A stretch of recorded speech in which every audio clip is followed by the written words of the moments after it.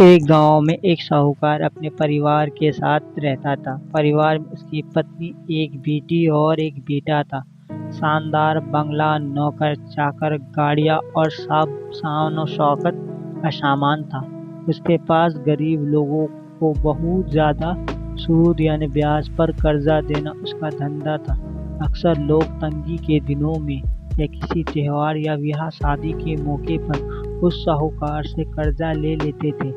जब फसल अच्छी होती तो थोड़ा थोड़ा करके उतारने लगते थे, लेकिन जिस वर्ष सूखा पड़ता तो कर्ज तो छोड़ो, गांव वाले सूद तक नहीं दे पाते थे।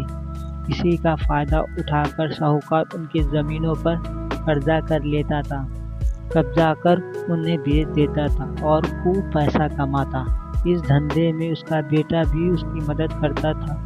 बाप बेटा हर समय किसी न किसी गरीब की जमीन हड़पने की योजना बनाते ही रहते थे।